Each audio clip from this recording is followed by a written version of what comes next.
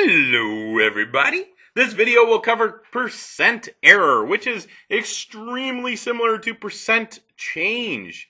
The only difference is now we're talking about an approximate value or a guess with an exact value or the actual value. For this one, look at the equation. Again, we have p over 100 just like before, and now it's the difference of the actual and the guess. Just like when we had percent of change, it was the difference of the two numbers. And here it's going to be divided by the actual or the exact amount, okay?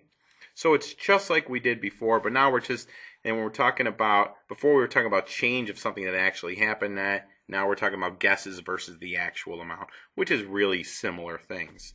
All right, so let's talk about how to find percent error. In fact, why don't we just try a problem?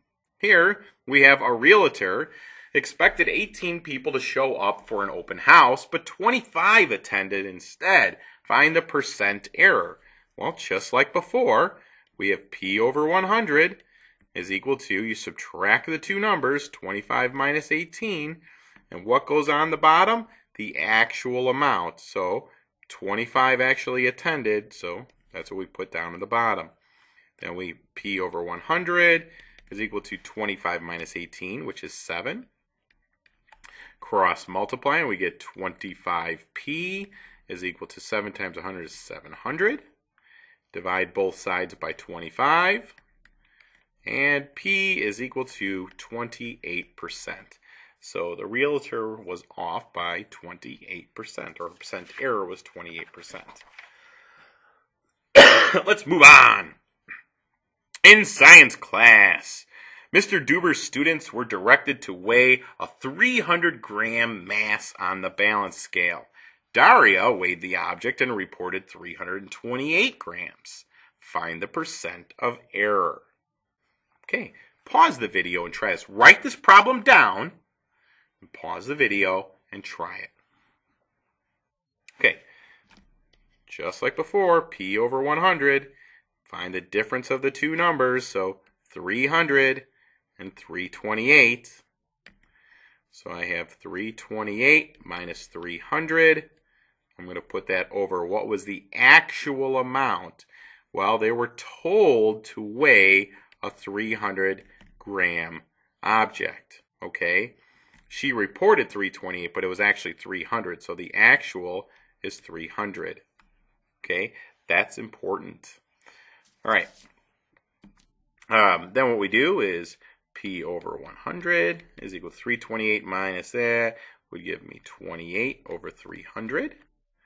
Cross multiply, I get 300p is equal to 2,800. Divide both sides by 300. And p is equal to 9.3%. I know the 3 repeats, but I'm just writing as 9.3%. Okay?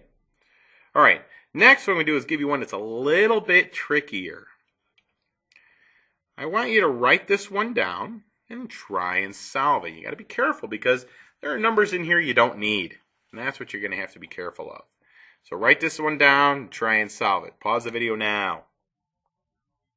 Okay, JP's coach recorded that he bowled 250 points out of 300 in a bowling tournament. However, the official scoreboard showed that JP actually bowled 225 out of 300. Find the percent of error.